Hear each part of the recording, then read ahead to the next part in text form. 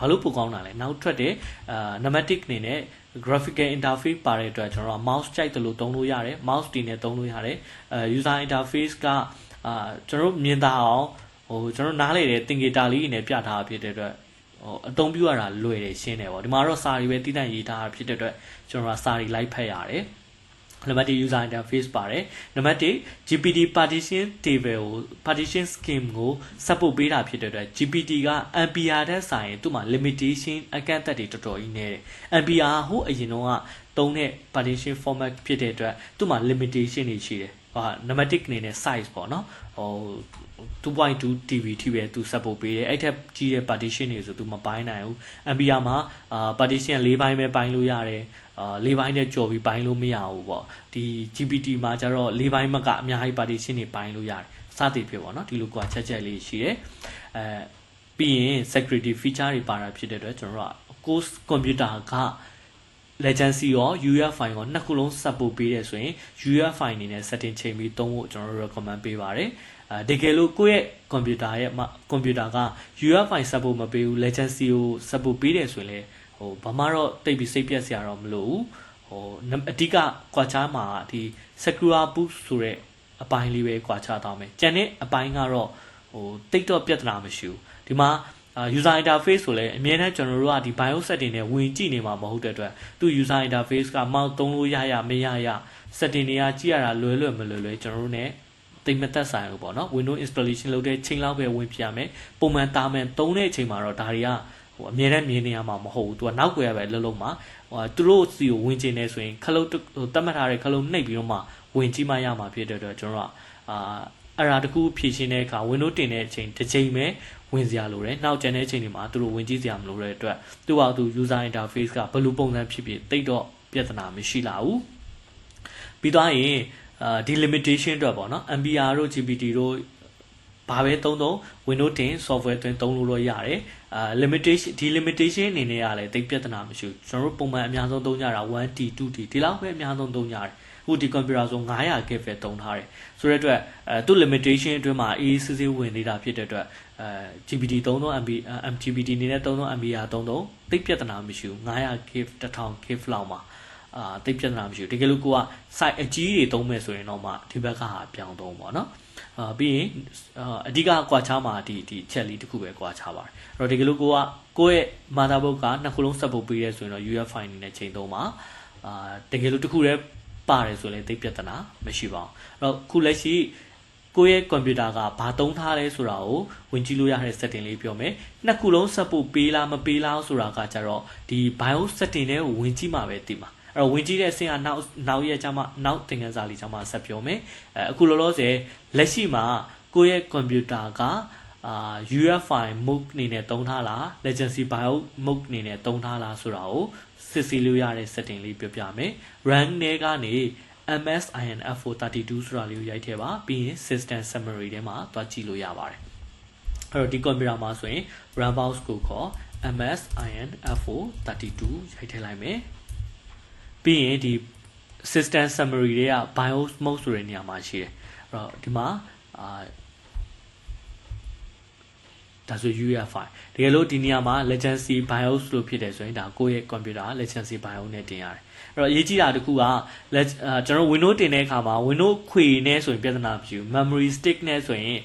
memory stick နဲ့ဆိုရင်ပြင်ဆင်ရတာလေးရှိတယ်နောက် Windows တင်တဲ့အခါကျရင်လည်းပြပြမယ်ကိုယ့်ရဲ့ memory stick က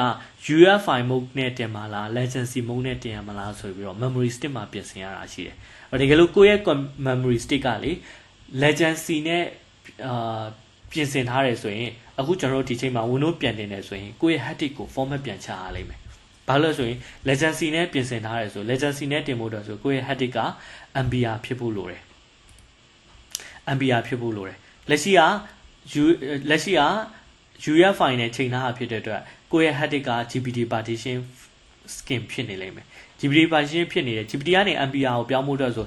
အဲ့ဒီ hard disk ကြီးတစ်ခုလုံး format ရိုက်ပြရတယ်เนาะဆိုတော့ကျွန်တော် Windows တွေတင်တဲ့အခါမှာကိုယ့်ရဲ့ Windows ရှိရဲ့ partition တစ်ခုလုံးမဟုတ်ဘဲနဲ့ hard disk တစ်ခုလုံး format ချရမယ်ဆိုရင်ကိုယ့်ရဲ့ data တွေအကုန်လုံးကပြတ်သွားမှာလीအဲ့တော့အဲ့လိုမပြတ်ချင်ဘူးဆိုရင်ကျွန်တော်ဘာလုပ်ဖို့လိုလဲဆို Windows မတင်ခင်ကတည်းက Windows တက်နေသေးတယ်ဆိုဒီဟာကိုတွားကြည့်မယ် Windows မတက်တော့ဘူးဆို BIOS setting တွေကနေတွားစစ်လို့ရပါတယ်เนาะ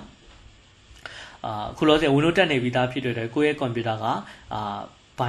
UEFI file လား legacy လားဆိုတာကိုကျွန်တော်တို့အရင်ဆုံးသွားကြည့်တယ်အခု legacy ဖြစ်နေတယ်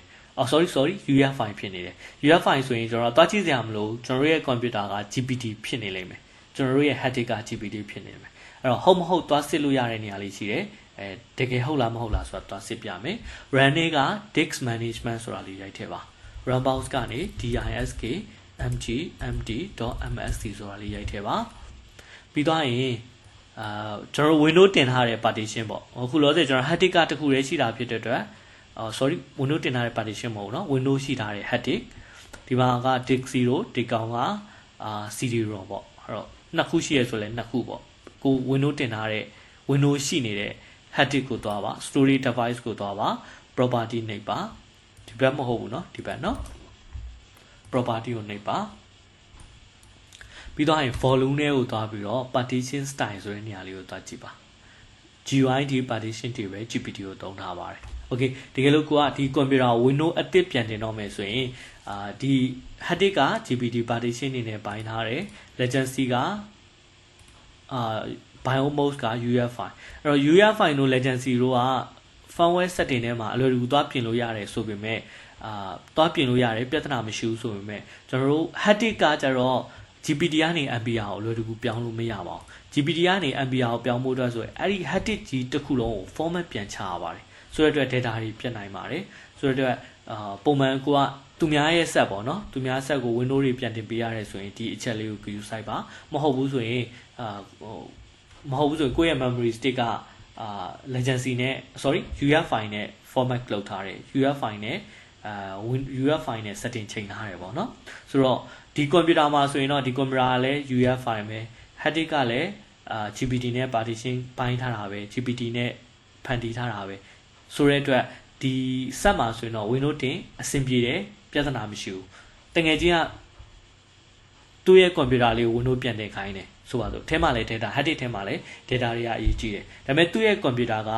firmware legacy ပြီးရင် hard disk ကကျတော့partition style က MBR နဲ့ပိုင်းထားတယ်ဆိုပါစို့အဲ့တော့တကယ်လို့ဒီကိုယ့်ရဲ့ computer memory stick က UEFI ဆိုရင်ကျွန်တော် Windows တင်တဲ့အခါမှာဒီ MBR နဲ့အလုပ်လုပ်မရတဲ့အတွက်အဲ့ဒီ hard disk ကြီးကို GPT ပြောင်းခိုင်းပါ GPT ပြောင်းခိုင်းလိုက်တဲ့အချိန် GPT ပြောင်းနေဆိုရင်သူ့ရဲ့ hard disk ထဲက data အကုန်လုံးပြတ်သွားမှာအဲ့ချိန်မှာ Windows တင်လို့မရဘူးဆိုတော့အဲ့ဒါတက်မယ် Windows တင်မယ်ဆိုတော့ partition ပိုင်းအကုန်လုံးကိုဖျက်ပြရမယ်စသည်ဖြင့်ပေါ့နော်ဒီ error တွေဖြစ်လိမ့်မယ်ပေါ့နော်ဆိုတော့ data အရေးကြီးလေဖျက်လို့မရအောင်ဆိုရင်ကျွန်တော်အဲ့နေရာမှာဖြည့်ရှင်းမှုတွေလိုလာပြီ legacy ကနေ UEFI ကိုပြောင်းမလားတောင်းမဟုတ်ဆိုရင်တခြားဘာလုပ်မလဲပေါ့အဲ့ချိန်မှာရွေးချယ်မှုတွေရှိလာမယ်ဆိုတော့ကျွန်တော်တို့အရင်ဆုံးဘာလုပ်ထားဖို့လိုလဲဆိုရင်ကိုယ့်ရဲ့ computer က legacy 3လား UEFI လား legacy ရော UEFI ရောနှစ်ခုလုံး support ပေးထားလားဆိုတာသိဖို့လိုတယ်ပြီးရင်ကိုယ့်ရဲ့ computer ထဲမှာရှိတဲ့ hard disk က MBR လား GPT data တွေသိဖို့လိုတယ်အဲ့တော့လောလောဆယ်ဒီဟာလေးဒါလေးစစ်ဆေးတန်ရပြီနောက်ရက်မှာဒါတွေနဲ့ချိတ်ဆက်ပြီးတော့ဆက်ပြီးတော့လက်တွေ့စစ်ဆေးတဲ့ပိုင်းလေးဆက်သွားပါမယ်เนาะအဲ့တော့လောလောဆယ်ဘာလေးလုပ်စီခြင်းလဲဆိုရင်လေ့ကျင့်ခန်းအနေနဲ့ကိုယ့်ရဲ့ computer ထဲမှာရှိတဲ့ကိုယ့်ရဲ့ computer က legacy BIOS လား UEFI လားဆိုတာကိုဒီ system summary ကနေသွားစစ်ဆေးမယ်ပြီးရင်ကိုယ့်ရဲ့ computer ရဲ့ hard disk က partition style က GPT လား MBR လားဆိုတာသွားစစ်ဆေးမယ်ပြီးရင်ဒီနှစ်ခုလေးရေးပါမယ်ပြီးရင်ဒီ video လေးရဲ့ comment မှာမှတ်ပြီးတော့မှတ်ပေးပါเนาะ okay တကယ်လို့မရှင်းတာလေးရှိရင်ပြန်ပြီးတော့မေးပေးပါနောက်ရက်မှာ channel ပိုင်းလေးဆက်သွားပါလိမ့်မယ်နည်းနည်းတော့ရှုပ်ကောင်းရှုပ်လိမ့်မယ်ဒါပေမဲ့ကျွန်တော်တို့နောက်ရက်သင်ခန်းစာလေးနဲ့ချိတ်ဆက်လိုက်ရင်တော့ပို့ပြီးတော့မြင်သာသွားပါလိမ့်မယ်အဲ့တော့လောလောဆယ် theory သဘောတရားတွေသူတို့ရဲ့ specification တွေပဲဖတ်ရတာဖြစ်တဲ့အတွက်ကျွန်တော်တို့နောက်ကွယ်ကဒီသူ့ရဲ့အလုပ်လုပ်တဲ့ဒီ practical နဲ့မချိတ်နိုင်သေးဘူးဆိုရင်နည်းနည်းမျက်စိလဲကောင်းလဲလိမ့်မယ်ဘာမှပြဿနာမရှိဘူးလက်ရှိ UEFI လား legacy လားသိရင်ရပြီပြီးရင် computer မှာ computer firmware ဆိုတာ motherboard ပေါ်မှာရှိတဲ့ ROM device ထဲမှာထည့်ထားတဲ့ program တခုဆိုတာသိပြီအဲ့ program user ထည့်ရတာမဟုတ်ဘူးစိတ်ဝင်ကတခါတည်းထည့်ပေးလိုက်တယ်ဆိုတာသိရင်အဆင်ပြေပြီအဲ့ဒီ firmware ဆိုတဲ့ program ထဲမှာ POM setup ဆိုတဲ့ program ပါတယ် setup utility program ပါတယ်